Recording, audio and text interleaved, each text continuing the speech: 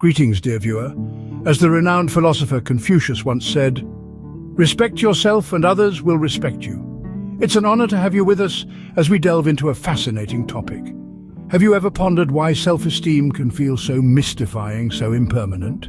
Each dawn brings a new confrontation with our reflections, a face-off with our insecurities and apprehensions. Self-esteem, this seemingly straightforward notion, is a fundamental part of our existence. It molds our choices, our social exchanges, and our interpretation of the world around us. However, it's a continuous battle for numerous individuals to uphold a positive self-perception, to prevent our self-esteem from faltering amidst trials and tribulations. Try picturing an alternative understanding of self-esteem, one that has been nurtured over many millennia.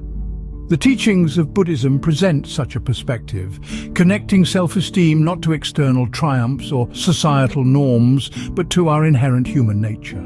It's a viewpoint that fosters compassion and tranquility within.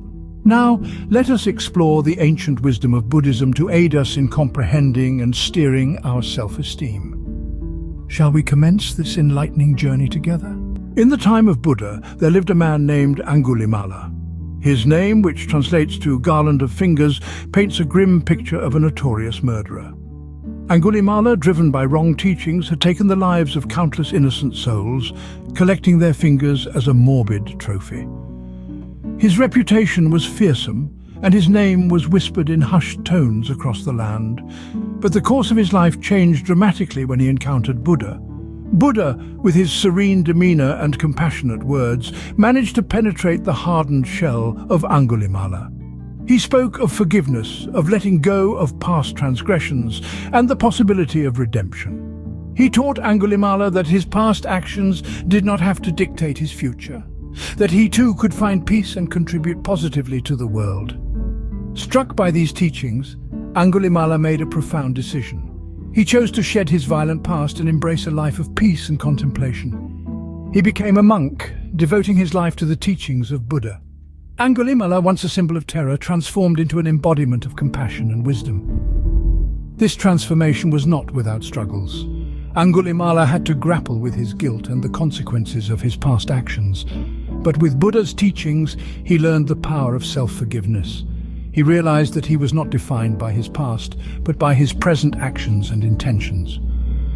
The tale of Angulimala is a powerful testament to the human capacity for change and redemption. It teaches us that our past does not determine our worth. We may stumble, we may fall, but with self-forgiveness and determination, we can rise again, stronger and wiser. This story also underscores the importance of self-compassion. Angulimala could not have transformed without forgiving himself first.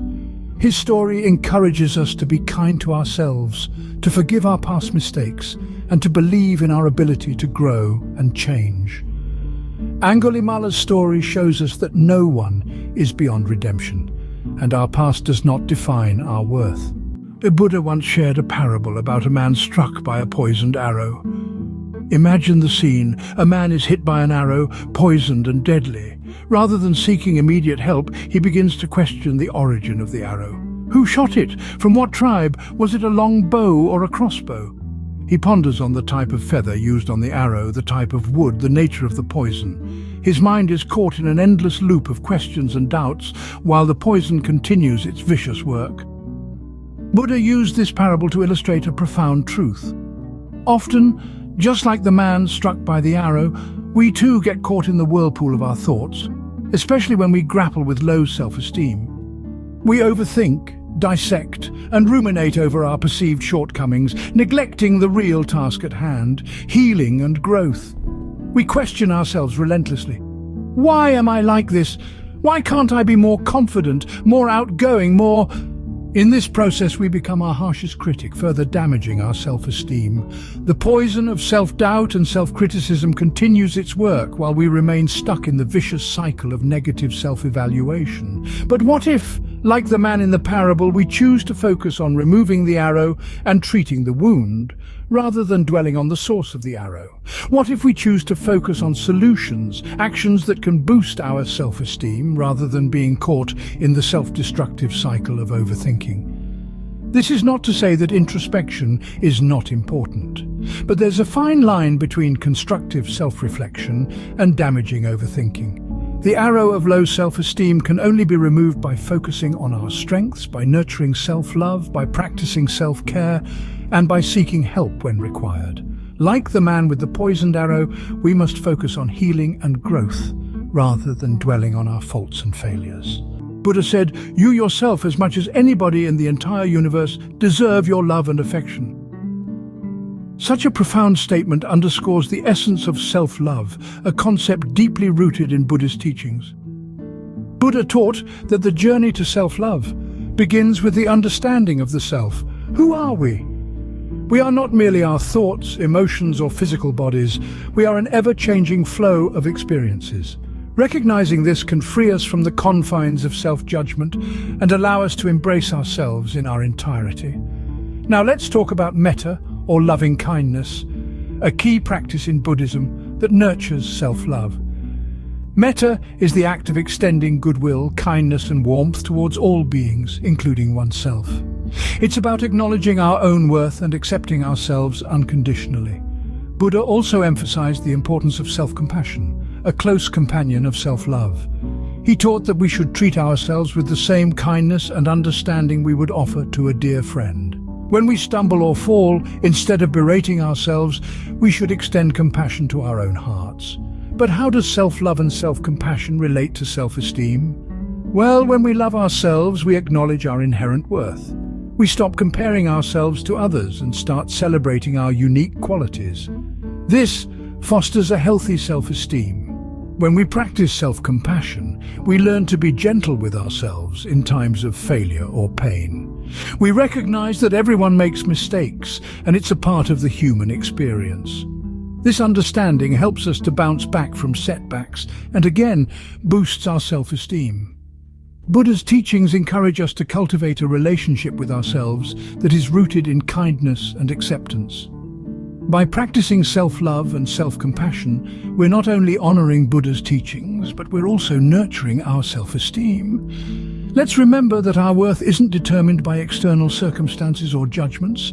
It's inherent, unchangeable, and it's high time we recognized it. When we love and accept ourselves, our self-esteem naturally flourishes. So, let's begin this journey of self-love, for it paves the path to a life of peace, happiness, and self-fulfillment. Buddhism offers profound insights into the nature of self-esteem. In essence, the Buddhist perspective emphasizes the importance of self-forgiveness and self-love. It teaches us that we are not defined by our past actions, like Angulimala, who transformed from a feared murderer to a revered monk. It's a powerful reminder that it's never too late to change and to forgive ourselves for past mistakes, to let go of the burden of guilt and regret. Similarly, Buddha's parable of the poisoned arrow teaches us to focus on solutions rather than dwelling on problems. It's not about why we're hurt, but how we can heal. This forward-thinking approach is a cornerstone in building healthy self-esteem. And finally, Buddha's teachings on self-love underscore the importance of accepting and respecting ourselves just as we are. This is not a denial of our flaws, but an acknowledgement of our inherent human dignity. Remember, you are worthy of love and respect just as you are. Your self-esteem is not a reflection of your mistakes or shortcomings, but of your inherent human dignity. We hope that this exploration of Buddhism's wisdom on self-esteem has been enlightening for you. We've journeyed through the Tale of Angulimala, reminding us that our past does not define us. We've delved into the parable of the poisoned arrow, teaching us to focus on solutions rather than problems.